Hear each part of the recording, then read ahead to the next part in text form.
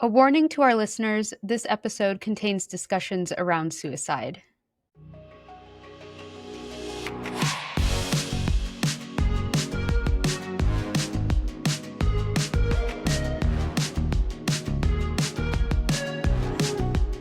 Hi, everyone, and welcome back to the Smart Tea podcast, where we talk about the lives of scientists and innovators who shape the world.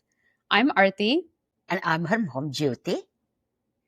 And we are at the end of the year and the final episode of our December Thermodynamics extravaganza.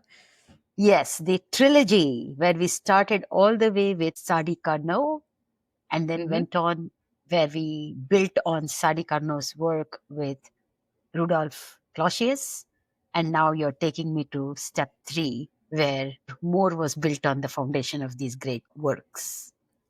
Yes. So today we're going to be talking about the scientist that my brother originally requested that kicked off this whole series. He said you should do an episode on Ludwig Boltzmann. Ludwig Boltzmann. Okay. And he is famous for his work around especially the second law of thermodynamics, which is all about entropy. Quickly, just for me and for the listeners, would you be able to state the first law and second law before we go forward? So I get my bearings one more time. Yeah. So I'll mention it again in the episode, but the first law was that energy is conserved. Yes. That it can be neither created or destroyed. And yes. The second law is that the entropy in the universe is always headed towards a maximum. Entropy is always increasing. Entropy is always increasing, yes. And now Boltzmann is working around this second law.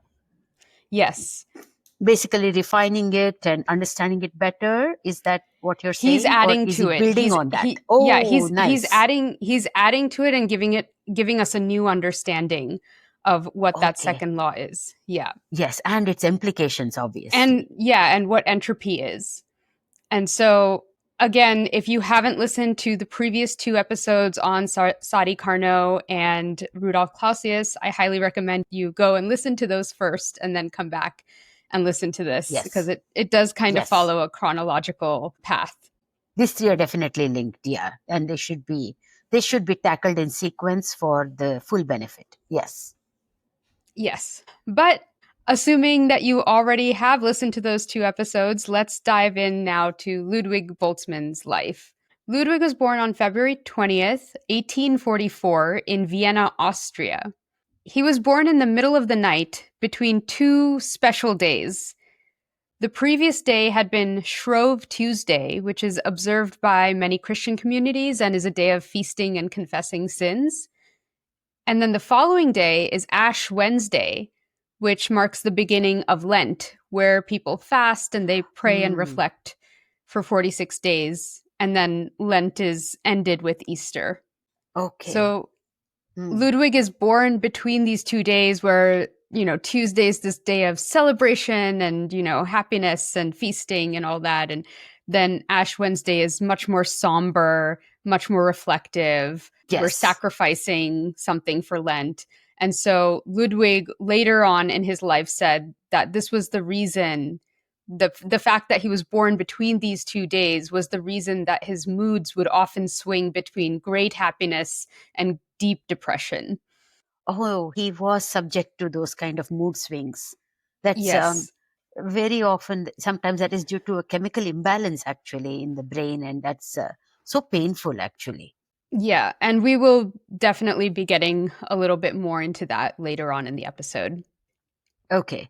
He was born to his mother, Maria Katharina Ponnerfiend, and his father, who was also named Ludwig, who was a tax official. They had 2 more children after Ludwig, a son named Albert and a daughter named Hedwig.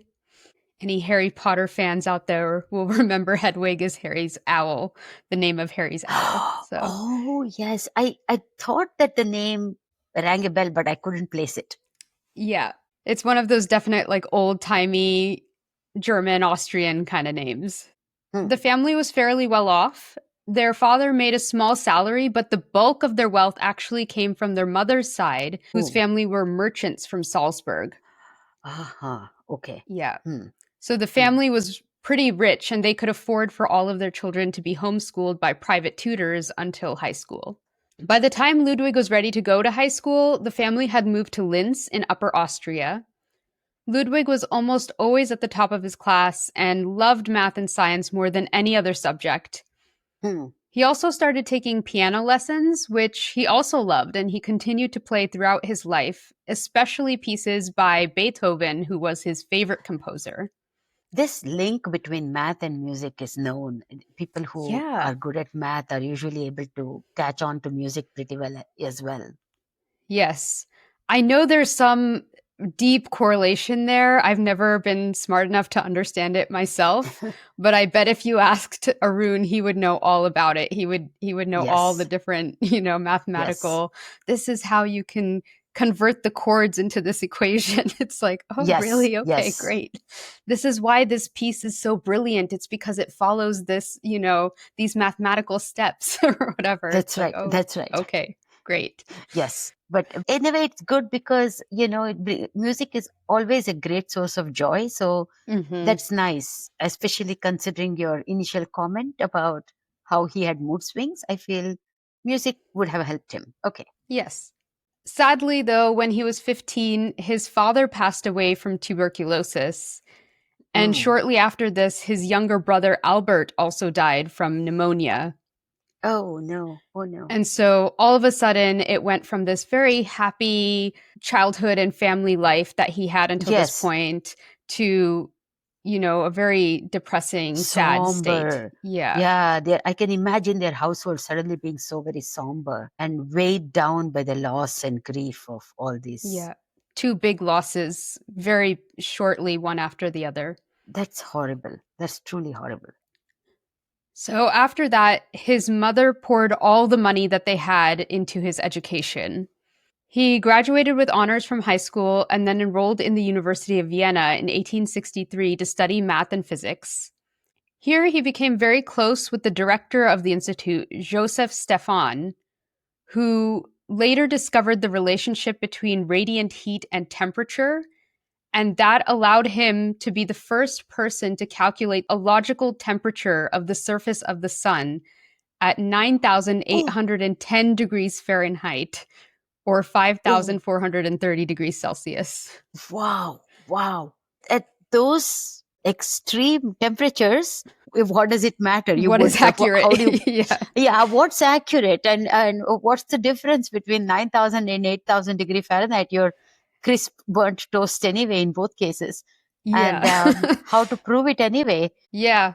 But I was Wow. impressed. I looked up the actual like what we think it is today, and he was Yeah. spot on. He was like absolutely spot on. So he figured out way out to getting it right. Wow. Yeah. Yeah. Wow. So he was That's able to quite say like amazing.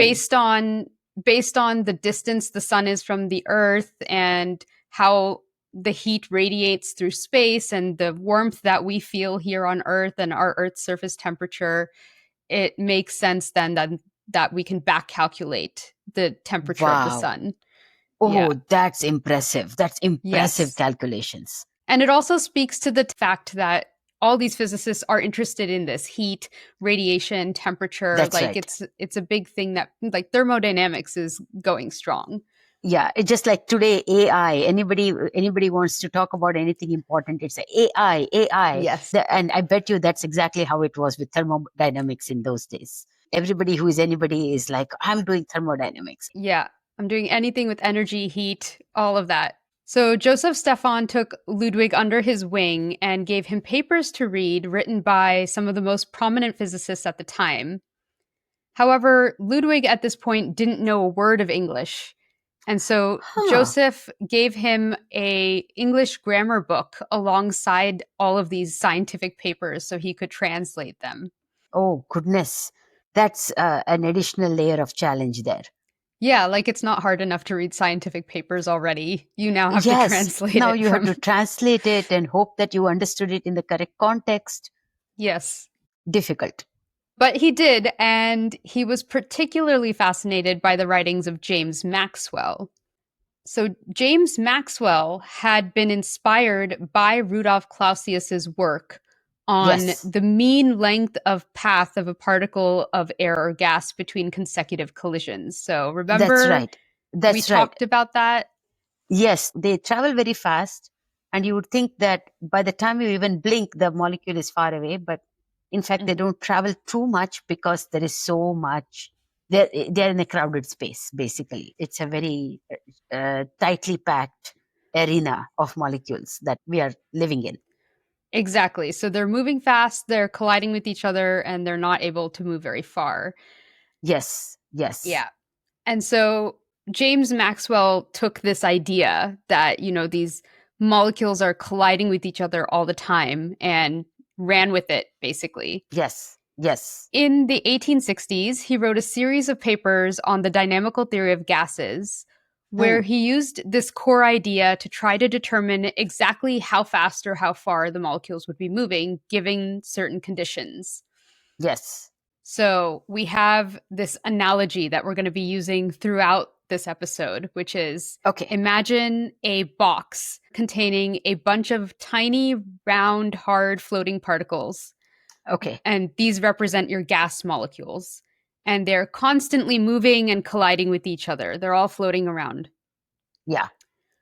So then he came up with his theories by basically asking if two small hard objects collide, what happens to the energy?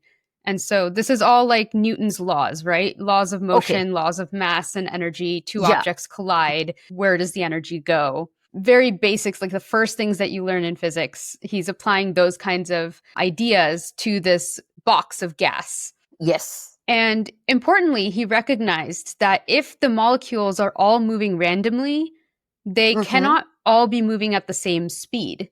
Because if you imagine two molecules, for example, that have the same speed and they collide with each other head on, Yeah. then in a perfect world where we can ignore like energy loss and heat loss and all Uh that, huh. in a perfect world, the two objects would collide and bounce off of each other going opposite directions, but in the same speed that they were With the same initially. speed. Correct. Correct. Yes.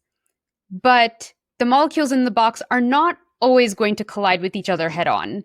Yes. They have this like 3D space that they're moving around That's in. right. They're going to grace on each other sometimes. They're just going to be just touching each other. Many things can happen. They can ricochet off of each other.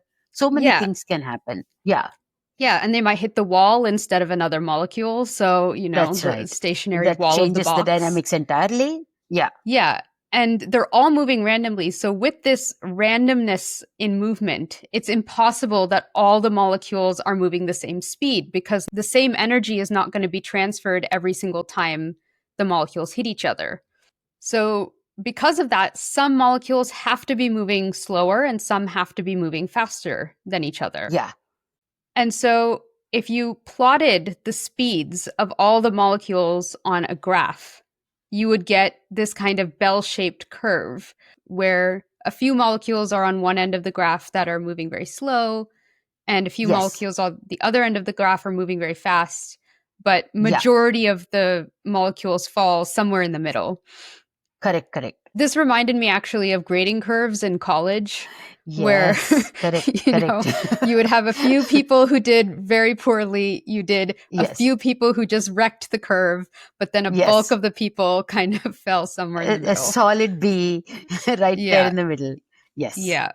So if you now take this idea that there's molecules moving at different speeds, now if you change things like temperature or pressure of the Yeah. box, that means on average, the molecules will speed up or slow down, but there will Yeah. still be individual molecules that are moving faster or slower than others. Yes. Maybe the entire bell curve will shift a bit. You Exactly, know. yes. And so that's what Maxwell was doing. Okay. So let's say it was they were all moving at 100 meters per second. Now they may move at 200 meters per second as on an average, and the curve is around the midpoint of 200. The bell is around 200 versus 100, something like that. I'm just making up numbers. Yes, yes, but that's exactly what he was doing. He was like, if your temperature and pressure of the box are at X and Y, then you get this shape bell curve. If your temperature and pressure are at Y and Z, then you get this shape of a bell curve. And that's what Maxwell was proposing. Yes. Okay. And so Ludwig Boltzmann, who is 13 years younger than James Maxwell, is reading James Maxwell's papers that he's Yeah. translated into from With English. painstakingly from English. Yes. And he's like, yeah, absolutely. That makes a ton of sense. I love this idea. And so he decides to dive into this relationship between thermodynamics and statistics. So 3 years later, Ludwig graduates with his PhD. And in Mm-hmm. 1867, he became an assistant professor at the University of Vienna. Wow. Okay. Yeah, he's just soaring. 2 years later, in 1869, he was appointed chair of mathematical physics at the University of Graz at just 25 years old. I was about to say that actually, that he is less than 30. I was trying to calculate very fast in my head, but you did that for me. At 25 years old, he's chairing the entire mathematical department. Yes. That is quite remarkable. Mathematical physics, I should say. Mathematical physics. Okay. Yeah. Wow. Nice. Over the next several years, Ludwig threw himself into the work of refining and generalizing James Maxwell's ideas. And in 1872, he publishes a paper called Further Studies on Thermal Equilibrium Among Gas Molecules. And people kind of comment like that title tells you nothing. Yes. But this paper is actually one of his greatest works. Oh, it's a seminal contribution. Absolutely seminal. So there's a lot of math in this paper, but there are a few main takeaways that build on James Maxwell's ideas. The first is that when James Maxwell was theorizing about the different speeds of molecules in the box, he was making a lot of assumptions. He was, for example, saying, let's assume that when the collisions between molecules happen, there's no net loss of speed or energy. And Okay. Ludwig Boltzmann said, well, we know the laws of conservation of energy. We know those equations. So yes, how can we assume that? Yeah, let's not assume with anything. Let's start with the equations that we know. Let's start with the math equations that we already know. Same way James Maxwell had also said, I'm assuming that the molecules are probably moving completely randomly. Yes. Whereas Ludwig Boltzmann said, well, we know the laws of statistical probability that govern that kind of movement. So let's use these equations that we already know. And from these equations that were already known about Newton's laws and the conservation of energy and probability, Ludwig was able to derive his way to Maxwell's same conclusion and say, yes, Maxwell is right. But now it's not something that's based on an assumption or a hypothesis. Yes. It's now a law of nature that adheres to what we already know mathematically. He basically validated it with strong proof. Yes. And said, yes, Maxwell is right. And here's the math that proves all of that based in what we already know. Nice. So now today, it's that Gaussian kind of curve that maps out the speeds of the molecules in a gas or liquid is known as the Maxwell-Boltzmann distribution after these two scientists. Oh, okay. The other thing Boltzmann was able to do was relate Maxwell's distributions to time. Remember, again, we were talking about how Maxwell was saying, if you have a box at a certain temperature and pressure, this is what the curve will look like. If you change the temperature, then you'll get a new curve, and the new curve looks like this. Yes. But Boltzmann was able to say, okay, so you have a box of molecules at an initial temperature and pressure, and then you start adding heat to increase the temperature. So as soon as you start adding the heat, the molecules will all start to move a little bit faster. They were initially moving at 100 meters per second. Maxwell was able to draw a curve. Then you heated up the box and they got to 200 meters per second. And again, Maxwell was able to draw a curve. But it took you 20 minutes to get from 100 meters per second to 200 meters per second. Yes. So what was happening at 15 minutes? What did the molecules look like when they're not quite at the new equilibrium yet. Yes. And so Ludwig published the Boltzmann equation, which is now what we Okay. call it, which allows us to predict the probability that a molecule will be at a certain position with a certain speed at a particular time. So he added that time Ah, element yes. into Maxwell's work. One more dimension into the equation. Yes. And so with that, then he could show again that Maxwell is right. You know, you're starting with one curve, you're ending with another curve, but Yes. now you can kind of follow the curve as it shifts and settles into the new equilibrium. So it's like, Yes. yeah, Maxwell got the starting point correct and the ending point correct. But what happens in between, Boltzmann was able to show that. Wow. Wow. So pretty cool stuff. Yes. Yes. Quite impressive that he's able to chase these kind of minute questions all the way. That's quite amazing. And also, he was able to generalize this curve now, not to just the molecule's speed and velocity, but to their Yeah. general energy. And Okay. that's very, very useful for physics and chemistry to not just be restricted to a molecule's speed, but just the bigger concept of how much energy does this molecule How have? much energy does the molecule carry? Because that's the potential that it has in order to make work happen. That's the energy that is sitting in the molecule, and that's Yeah. what can then become the work that the molecule can convert it to, or heat, or whatever it is. Yeah. Yes. Yeah. So very useful. And then finally, this is all in the same paper. So finally, in this paper, Boltzmann related all of this back to the second law of thermodynamics, that entropy is Mm, always increasing. And yes. he defined a new mathematical quantity called h, which was related to the velocity distribution of the gases. Okay. And in his H theory, he was able to show that the random collisions of gas molecules made the velocity distribution of the molecules spread out in a predictable way that Mm, always increases disorder. So he basically was like, okay. yes, these molecules are Yes. always moving Yeah, towards they disorder. are tending towards disorder. They are tending towards more chaos, increase of entropy.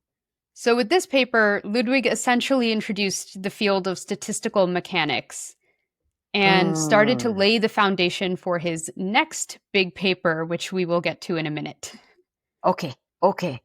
He's building blocks. He's using Maxwell's work to build on and define these laws of thermodynamics even better, refine Mm-hmm. them, and basically add depth and weight to them, validate them in a good way with strong mathematical equations to back up these fundamental theories. Yeah, very, very genius. But let's go back to his life really quickly. So, 1 year after publishing this paper, Ludwig was offered a chair position in the mathematics department at the University of Vienna. Okay, so he was in which place? In the University of Graz. Graz, and so Vienna is more prestigious, probably. Yeah. So he's really being recognized for his work with this kind of excellent offers coming his way.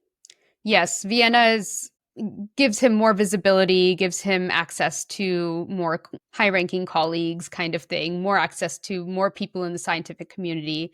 There might have been, like, centers of learning in those days, like Paris and Mhm. Vienna, Rome and London. These were like the major centers of learning. So yeah, if Mhm. you can get into that, that's amazing. Yeah. So, he's offered this position as chair in the mathematics department, which was a bit unconventional Hmm. because Ludwig was technically a physicist, not a mathematician. But the faculty at Vienna justified it by saying that although his work originated in physics, they were also, quote, excellent mathematical works containing solutions of very difficult problems of analytical mechanics and especially of probability calculus, end quote. Hmm. Yes. So it's really basically he has used applied math because he's applying mathematics to developing the laws of thermodynamics even better. Yes. But before leaving Graz, it turns out that Ludwig had met a girl. Oh, nice. Her name was Henriette von Eigentler. She was 10 years younger than him, and she was a teacher. After meeting Ludwig, though, she was inspired to study mathematics herself, which he strongly Oh, encouraged. However, the dean at the University of Graz found it bizarre for a woman to want to study math. oh my Yeah, God. so weird. back to our problem of the ages. Yes, yes. So initially, he did give her permission to just sit and listen to the lectures, but soon the university instated a rule that banned women from the university. Oh, that's horrible. Yes. Hmm. But she still, I think, learned enough to understand Ludwig's work and, be able to talk with him about it, be able to bounce ideas off of him and help him along. Yes. So on September 1875, after Ludwig had moved to Vienna, he wrote a letter to Henriette, formally Yeah. proposing to her. In this letter, he wrote that he wasn't a very rich man and he wouldn't Hmm. have much to offer her in the way of amusements. But he also wrote, quote, "It seems to me that permanent love cannot exist if a wife has no understanding and enthusiasm for her husband's efforts and is just his maid and not the companion who struggles alongside him." End quote. Oh, wow. He's really looking for a good partnership there, to look for a partner, a true partner, rather than somebody who will take care of his household, kind of. It's not that typical patriarchal mode of Hmm. thinking. Yes, which I think the Nice. dean of the University of Graz was definitely like, why don't you learn to Absolutely had. cook? Yes, Like, yes, yes. yeah, You go to cooking school. This is a math school. Please stay away. yeah. Yes. But that's Hmm. what Ludwig was looking for. He was like, I don't need someone who knows how to cook. I need someone who knows Correct. math. That is a very good thought. Nice way of doing Yes. it. And she also loved him very much, calling him her sweet fat darling due to his Oh, short, stout stature. okay. Yes. No, but it's interesting that he is telling her that he cannot offer her other amusements. So he's offering her mathematics and the laws Yeah. of thermodynamics to amuse her. And she's like, yes, I like that. I I, like I, it. I would like Yeah. that a lot. That's quite good. That's very cute. Yes. Yes. During their engagement, he would ask her opinion about certain professional opportunities that came his way, knowing Hmm. that whatever he did would also affect her once they were married. Oh, wow. This is very rare, actually. Yeah. Because in those days the guy would just take care of his career and the woman is just expected to follow along and do what Hmm. needs to be done because he is the breadwinner, but he recognizes that whatever decision he makes is impacting her life and he's making sure she's okay with it. And I read also that she was like, when he was grappling with whether he should move to a certain um, other opportunity, she was like, hey, you do what you need to do. I'm fine with whatever, but Hmm. let's go through the pros and cons of each. And Yeah, then you can make the final decision, kind of thing. she So would she was, basically talk him through both sides of the equation and then that would help to clarify his thoughts yeah, in a very as unbiased way. my goodness, a true partner. Yeah. However, he's in Vienna and she's in Graz still. So they're Yeah. having this prolonged engagement because it Mm. was expensive in Vienna and he was having Uh-huh. a really hard time finding a place that he could afford to live with the two of them. There was also a lot of administrative work to do at the University of Mm. Vienna, much more than there had been at Graz. And so he was just absolutely swamped. Then in 1876, a friend of his from the University of Graz, August Toppler, who was the chair of general and experimental physics, Mhm. wrote to Ludwig and told him that he was leaving Graz for new opportunities in Dresden. Okay. And in the letter, to me, it sounded kind of like he was like, hey, I'm leaving, and Graz really needs a physicist to come in and take over my position as Hmm. chair of this department. Hint, hint. Yeah. Like, Yes, yes, come that's right. back. Here's a vacancy opening up. Come back. Hmm. Yes. And Ludwig Hmm. was like, yeah, I take the hint. And he was like, this makes a lot of sense because not only do I get to be the chair of this department that my friend Toppler has set up so beautifully with all the latest equipment, everything, Hmm. it was very an expensive department that he Yeah. has set up very nicely. but it also allows me to go back to being a professor of physics, not Yes. math, which is more my wheelhouse. Yes. And of course, like we said, Henrietta is in Graz. We That's could right. get married, you know? Multiple reasons to go back to Graz.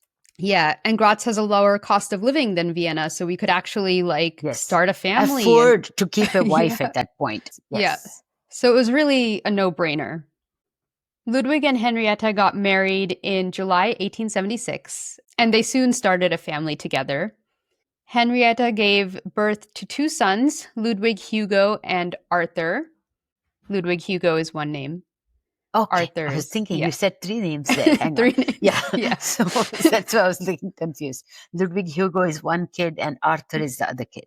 Yeah, because Ludwig Hugo is also named after Ludwig. This is like Ludwig the Third, at least, you know? Yeah, at least. I was Yeah. about to say that. The father was also Ludwig.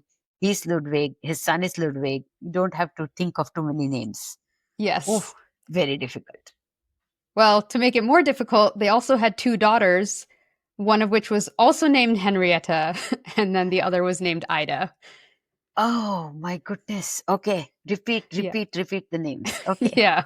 Yes. They really liked Yes. their own names. They stuck to it. Yes. Yes. The following years at Graz were very happy. Ludwig Hmm. loved taking nature walks and learning about all the plants he saw. And then when Hmm. his children grew up a bit, he brought them along on the walks and would Hmm. teach them about all the botany that he had learned. He also bought a farm so that he could live with his family away from the university apartments. Hmm. Hmm. My favorite bit is that he got a German Shepherd. Ooh, just like Yes. us. Yes, just like us. And the German Shepherd was very smart. He soon learned Ludwig's lunch routine. And so every day at Oh. noon, the dog would leave the farm and wait outside the institute for Ludwig to come out. And then he would Oh. follow him to the pub where he had lunch and lay at his feet Oh. while he That was is eating. so cute. Right? I was That like, that's is really adorable. lovely. Yes. Yeah. Yes. And I can totally imagine Cairo, our dog, doing the same thing. Absolutely. He would, if you let him run loose like that, he would definitely come and meet us for lunch somewhere. Yeah. Yes. He's like, I figured out every day that you go from Yes. here to here. And then there is food. At the end of it, there is food. Yes. Oh, I bet I he get got scraps. scraps. Of Yes, I course, you bet get he got table scraps. scraps. Yes. Yes. He also got a cow, which, funnily enough, even though he was surrounded by farmers, he asked the professor of zoology at Graz how he should milk the cow. Okay. Yes. So Yeah. he's going to the highest authority Yes. to figure out something that the milkman should be able to tell him. Yes. Ah, Which I was like, does he's, a professor of zoology actually know how to milk a yeah, cow? he may not even know how to milk the cow. Funny guy. And when his daughter wanted a pet monkey, but his Hmm. wife refused, he got her some rabbits instead and kept them for her in his own library at home. Oh, wow. Okay. A cow, rabbits, a German shepherd. They Mm-hmm. have quite a menagerie there at home. Yeah, they do. But it was just a beautiful, beautiful, idyllic kind of life that he was building. He loved his children, he loved his family, and he made a lot of time to exercise, go swimming, hang out with colleagues, you know, just a very wonderful life. It sounds like he was really able to achieve a nice balance there, which Hmm. he obviously could not, was not able to do in Vienna.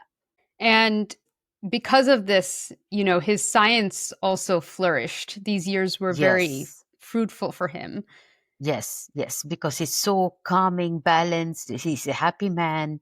Yeah, so he's able to be at his full productive potential. Yeah. And so we're getting back into the science again. We're dipping back in.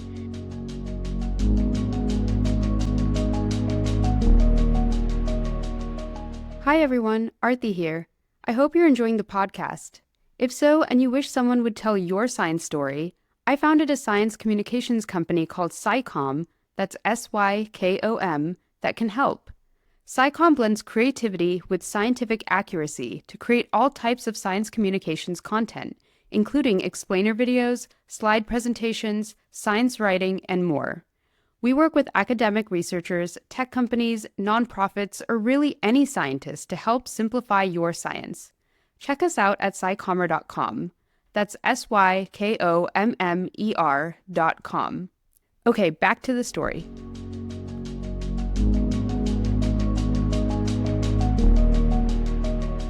In 1877, he published his second landmark paper called Probabilistic Foundations of Heat Theory, which was an extension on his first paper.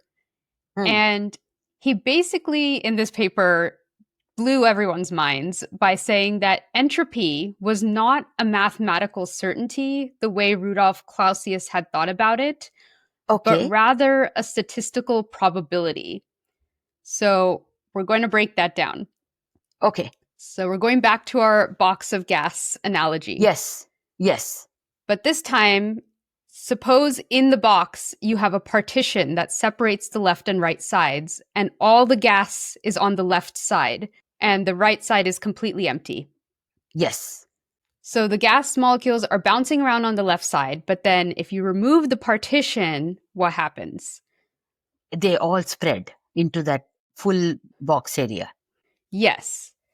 And so Rudolf Clausius had essentially said that this is because the system tends to flow towards a more disordered state. Correct. And now having more room to bounce around is more disorderly. And so that's what the molecules are going to do. They go for it. Yes.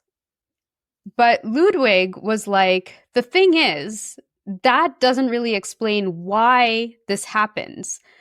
Because if for some reason all the gas particles stayed on the left side of the box, even after you remove the partition, that technically doesn't break any laws of physics. There's no reason why that shouldn't happen. Yes. There's also no reason why the gas molecules shouldn't spread out and then concentrate back into the left side of the box again. Got it. So why do we never see that happen? And Ludwig said the reason is because of probability and statistics. Okay. That yes, the gas could stay in the left side of the box. Yes. But what is the probability of that happening when all the molecules are randomly bouncing off of each other? Yes. Yes. The likelihood that some of the gas molecules would get bumped over into the right side is far more likely than Correct. All of them just sticking to one side. Yes. Yeah, Correct. somehow randomly they bump and they manage to stay in the left side. That's right. So the probability that we would ever see all the gas molecules stay on the left side of the box is very, very low. Very low. Yes. This is exactly like in a crowded bus. There is a whole bunch of people sitting in the bus and the bus is completely full.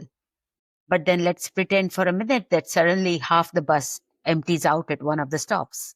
Mm-hmm. And so people are going to spread out.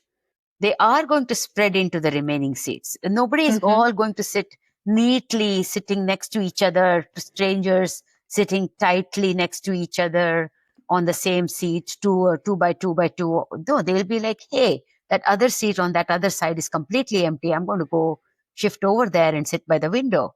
And it's a natural tendency. Yeah, it's a really good analogy because there is no reason why we shouldn't stay all bunched up on the bus, even after half the bus is empty. There's no rule saying that we all have to, we have to spread out. Yes, but if you see space, you're going to go for it. You're like, I want to be more comfortable. I want to wiggle around a bit. Yeah. And the same way, after the gas has spread out, filling the whole container, it's highly unlikely that all the molecules would ever just happen to, at the same time, bounce their way back into the left side of the box or, into one side of the box. Yeah. Yeah. Unless there is some kind of a pressure you put on them and say, no, everybody go this way. They're not going to do it. Exactly. And that involves putting work or putting energy into the system again to reduce entropy. So in order to reduce entropy, you have to do some work. You have to work. Yes, correct. Yeah, that makes sense. So this idea that entropy is actually statistical probability rather than a mathematical truth was fundamental to our understanding of the second law of thermodynamics. Yes. That yes, entropy it's in the universe. More likely. Yes. Entropy happens because that's the more likely state. It is not Yes. like, oh, there's a mathematical equation that drives everything to entropy. It is just that it's a more likely state. And so it's not impossible that you would ever see entropy decreasing.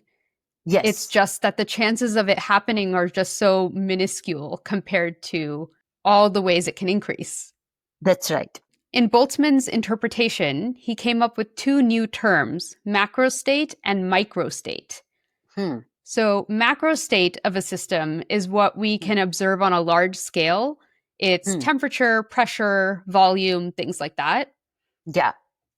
The microstate is one possible arrangement of all the molecules in the system that is consistent with that macrostate. Okay. So if you think about a box of gas that's 1 cubic meter at room temperature at standard pressure, that's the macrostate.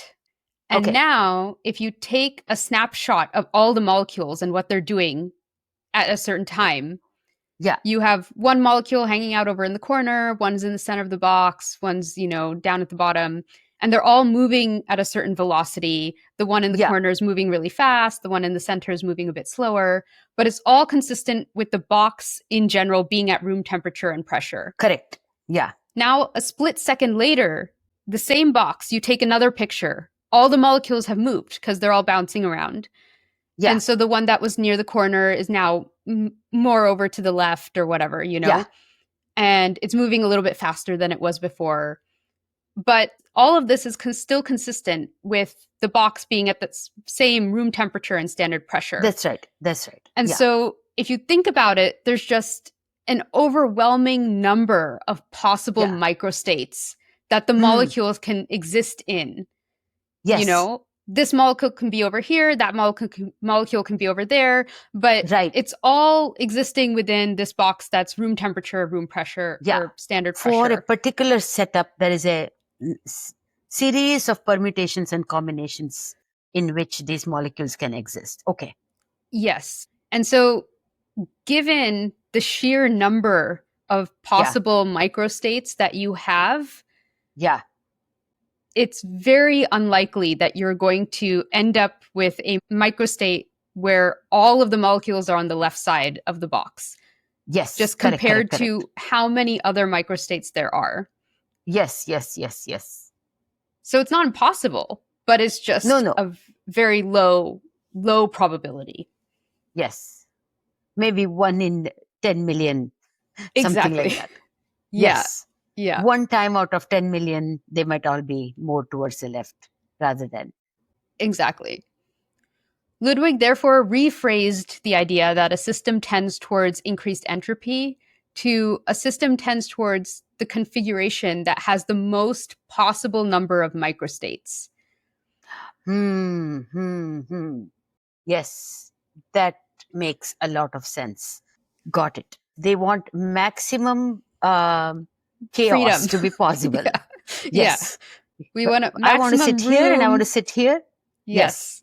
we want to bounce Got it. around. We want maximum freedom. We want to do whatever we Maximum want. freedom. Yeah. Yes. Yeah. Freedom is the fundamental force driving this molecule. And I want to be in the position where I have all my options open. Yeah.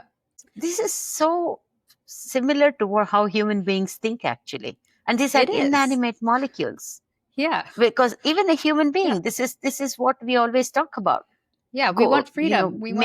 We want freedom. We want to keep our choices open. If there is a situation where we have multiple options open, we'll go with that option.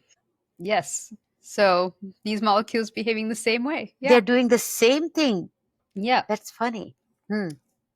Mathematically, this is written as S, which is entropy, equals K, which is constant, times log W, where W is the number of microstates. So this is one of his famous equations, S equals K times the log of W. Okay. His reputation as a scientist grew very quickly, and he became known as one of the greatest physicists of his time.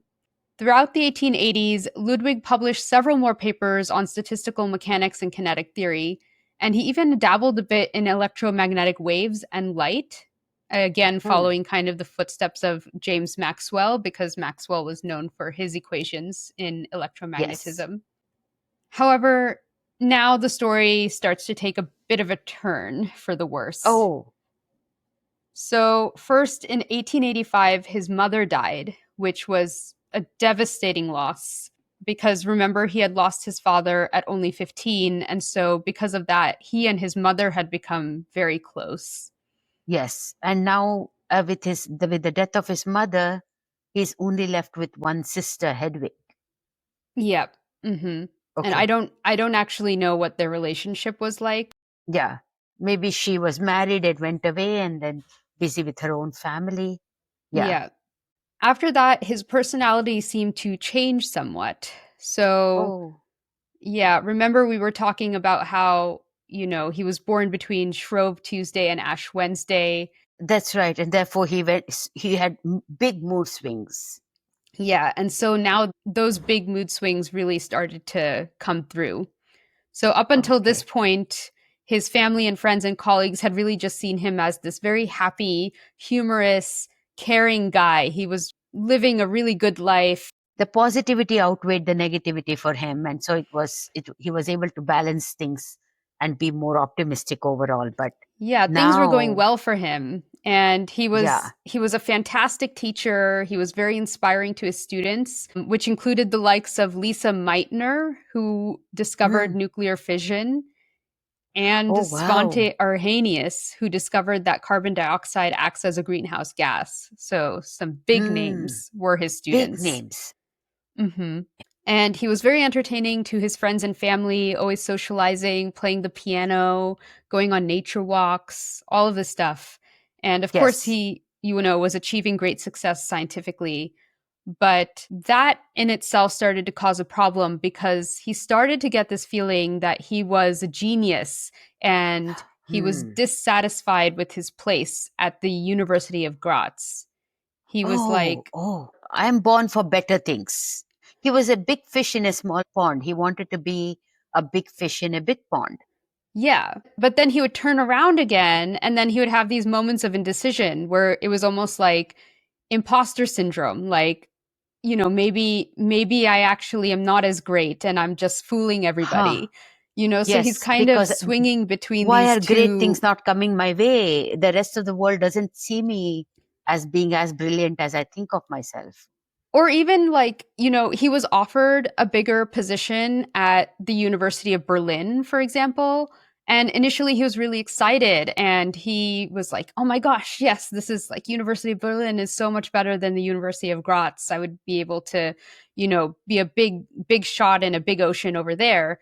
But then Yeah. ultimately he turned it down saying, quote, my conscience would not permit me to start a new job in this position of high responsibility without complete experience in the whole area for which I have been appointed, end quote.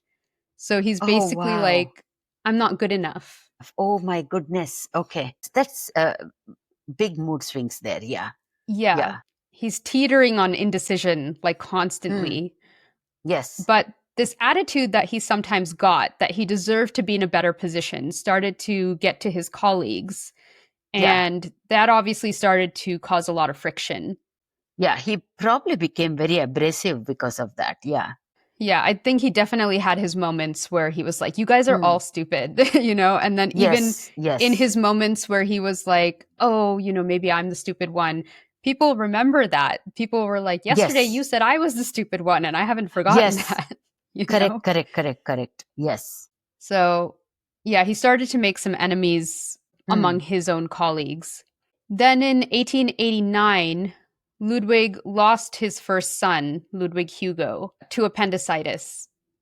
Oh, So another big, emotional, devastating big blow. hit. Yeah. And I think the first son who was named after him, hmm that would have been a special bond, most likely.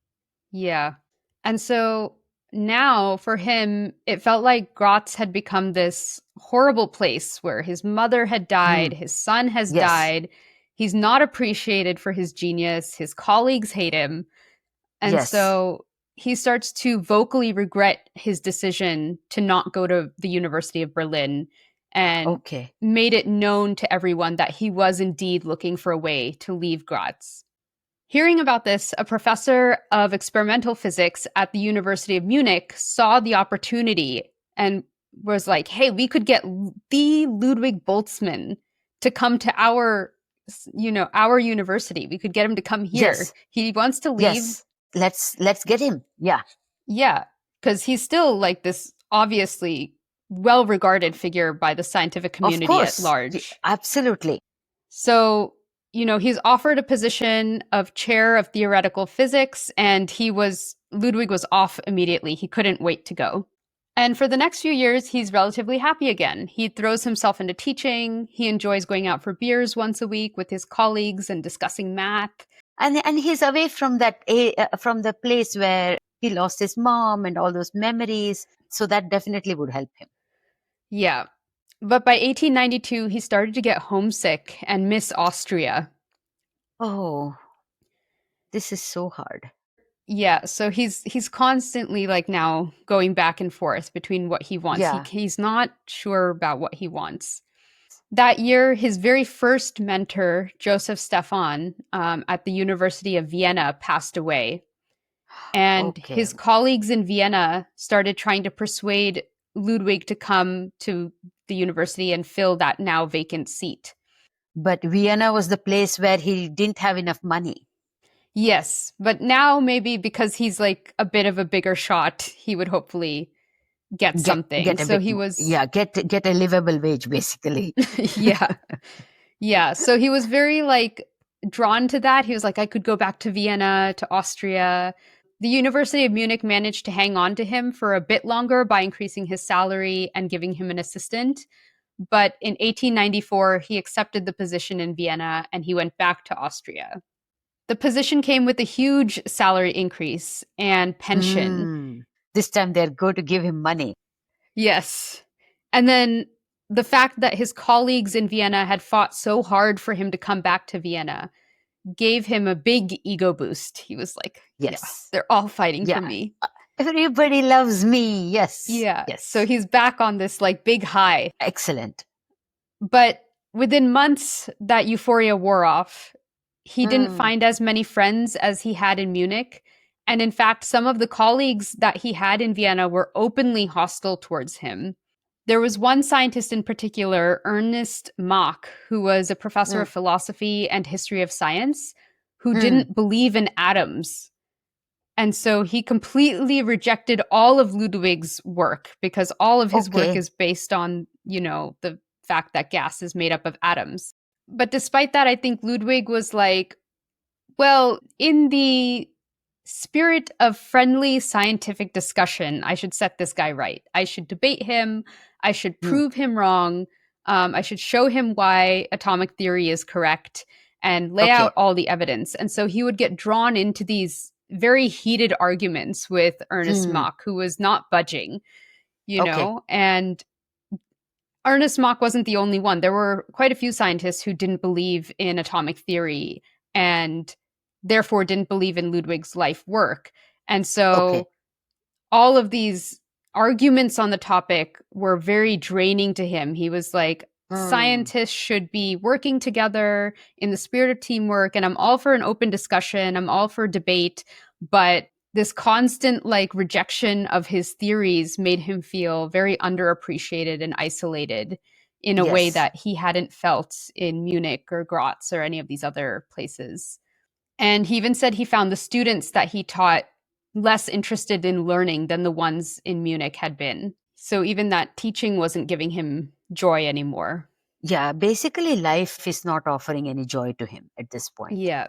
Yeah, that is definitely from his own mindset, because students are students everywhere. So Yeah. if he's feeling that the students are not as engaged, it's most likely because of himself and his negative attitude. Most likely. I'm sure that seeped through into his lectures and that kind of depression came through. Yeah. Yeah. In 1900, he accepted a position as a professor of theoretical physics in Leipzig, but he found it to be even worse than Vienna. Here, he even made an attempt at suicide. Oh, no. When his colleagues asked him why he was so unhappy, he wasn't able to give them a clear answer. But he felt like he was in constant battle to prove his work and people aren't believing him. They're not recognizing his genius again, Mm, and they're just mm, constantly fighting with him. And all he actually really wanted to do is put his energies towards moving science forward, but he was just mm. mired in all of these arguments. Yeah. In 1902, Ludwig went back to Vienna, but his huge mood swings and sometimes odd behavior was starting rumors that he was mentally ill. So today, psychologists think that he probably had some form of bipolar disorder. Yeah. Manic depression. Yeah. Yeah, Yeah. something like that. But of course, they didn't know that at this time. It's like, Very sad. and then in addition to all of this, his sight was beginning to deteriorate and he was having frequent asthma attacks. Oh no. Okay. So he's losing on every front. He's losing his health. He's losing his family. His brain is completely under attack by his own emotions. And so he's Mhm. not able to logically, calmly map his life out. He's coming under mood swings. Oh, very sad. Yes. In May 1906, the Dean of Philosophical Faculty of the Imperial Royal University on Vienna wrote a letter in which he described Ludwig Boltzmann as suffering from neurasthenia, which Hmm. back then was a term for nervous exhaustion due to stress, and recommended that he stop doing scientific work. Oh, goodness. That's another big blow. Okay. Yeah, You're too sick. Go away and get better. You can't do science. Very yes. sad. He didn't stop though, really. He Of course continued to not. lecture and continued to travel and go to conferences and things like that. Tragically, however, on September 5th, 1906, while vacationing in Trieste, Italy with his wife and daughter, Ludwig took his own life in their hotel room while his wife and Oh daughter were no. out swimming. Oh no. Oh no. Very sad. Oh my Yeah. goodness. He succumbed to his most likely bipolar because that's when he just, oh, I'm so sad for his wife and daughter who Yeah. would have Yeah. come back and seen him like that. That's horrible. Mhm. Yeah. Hmm. It was really bad, and I'm not going to go into the details of it. We're just going to stop there, but there's a lot of stories about Boltzmann and his especially his later life and all of the moments of euphoria and humor and then suddenly swinging into this like anxiety and depression and then back Yeah. to this like euphoric giddiness, and so Hmm. it's very very difficult to read about that and see how much he was Yeah. struggling. Yeah. This is most likely some kind. Today, I'm sure he could have got some drugs that would have helped him Yes. equalize himself a bit better.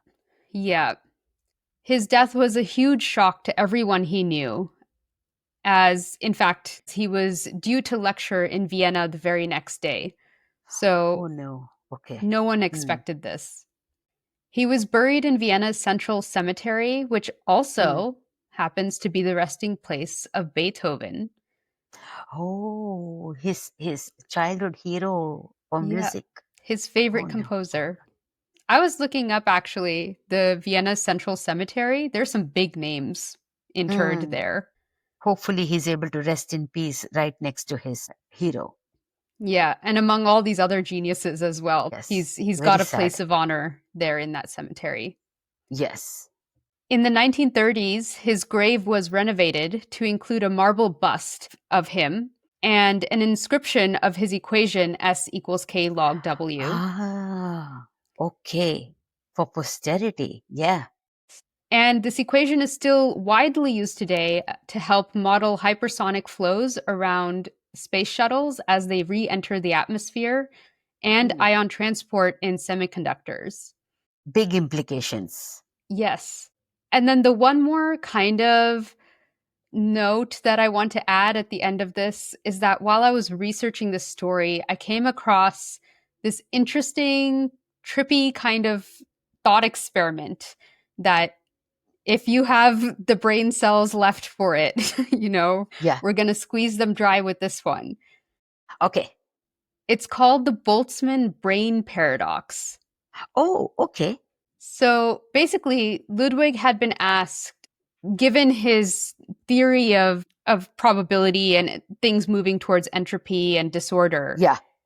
people had asked him, if things are always moving towards disorder, how is it possible that our universe, the way it is, could exist right now? Because all Yes. things considered, we have a very structured universe. We have Yes. planets, we have life. Everything is in its orbit. Yeah, Yes. we have this society, we have human consciousness. That shouldn't happen, right? It should all just be atmospheric dust, all scattered about the universe. But Yes. we have things happening here. How is that possible that we're all just not free floating atoms? How did these atoms actually come together to create our world and create life and planets and all of this kind of thing? It's kind of Yes. weird that the world is not more chaotic and disordered than it is. And Correct. that is supposed to be the more likely state. So how come Yes. we have all How this come we have structure? some order still left? Yeah. Shocking. So Ludwig proposed that if the universe was infinite, then over an infinite period of time, highly unlikely things would happen. That's true. It's a 1 in a Yes. trillion billion chance, but it's going to But that happen. turn will come. Yeah. The turn for that 1 in trillion chance will come. Got it. And Uh-huh. so our universe forming out of a random mess of particles is that 1 in a trillion chance that, you Ha. know, it just happened that we rolled the lucky die and it happened. Yes. But Ludwig had an assistant named Ignaz Schutz who thought Okay. about this and said, you know what? It's far more likely that instead of all of these particles coming together to form an entire universe, Yeah. it's more likely that just enough particles have come together to form a human brain, which contains Oh a my false goodness. lifetime of experience. Oh wow. This is so amazing because this is what is at the core of Vedanta and Hinduism. Oh my Oh, goodness. really? Yeah. Oh my God, that the entire world exists in your mind. That's what they Mm-hmm. say. The universe does not exist. The universe is a set of experiences in your mind. It only Yeah. exists within you. Yeah, and we have all these, the creator and the destructor and everything, and it's all your brain that's the creator, the sustainer, and the destructor, and they are all your thoughts chasing one another. Oh my God. Yeah. So he was like, none of this really exists, like it's less likely that all the particles that form me and my brother and my dog and my house and this world, and this planet, every that all of these particles came together is much more unlikely than just enough particles came together to form a brain that is Yes, experiencing me and my dog and my house and my that's world, right. Yes. Amazing. Amazing. So this became kind of a paradox that which one actually happened? Is our universe even real, or is it all just Hmm. existing in the brain? Yeah. In the 1970s and 80s, cosmetologists coined the term the Boltzmann brain paradox Hmm. after this discussion. And so I thought that was just a really interesting way Yes. to end the episode and say goodbye to 2025. This Yeah. is amazing. This is truly an amazing episode. And I'm just so happy I was able to journey with you on this whole trilogy on thermodynamics, basically. And to Yeah. end with this really high note about how the entire universe exists only in your own mind. I think this is why mathematicians and physicists really love what they do, because they're like, it connects to everything. It connects to music, it connects to spirituality, it connects Yes, to biology. They're like, physics and math is the ultimate language of the universe. It is how we understand absolutely. everything. Yes. And This I'm is like, it makes super a lot cool. of sense. It makes a lot of Wow. sense. Wow. This is Yeah. neat. So neat. Thank you for sharing. This is amazing stories. Well, there's a lot of other people who I did not devote a full episode to. Like James Hmm. Maxwell is obviously, played a big Yes. role. His name kept coming up. Yes. Yes. James Prescott Joule, Gibbs. That's another one. I'm They like, probably okay, just deserve their own stories. oh yeah, I'm like, I'm gonna have to revisit this. I was like, Yes, absolutely. Arun was saying you should just keep going, but I'm Yes, like, okay, we're gonna give it a little bit of a break, and then I'll definitely come back and do those people at some yes. point. No, this was excellent. Thank you for sharing. This was Yes, lovely. I thank you to enjoyed Arun myself a for our lot. suggestion, and looking forward to doing more episodes next year. Yes, absolutely. Take care. Thanks for listening. If you have a suggestion for a story we should cover or thoughts you want to share about an episode, reach out to us at smartteapodcast.com. You can follow us on Instagram, TikTok, and Blue Sky at Smart Tea Podcast, and listen to us on Spotify, Apple Podcasts, YouTube, or wherever you get your podcasts. And leave us a rating or a comment. It helps us grow. New episodes are released every other Wednesday. See you next time.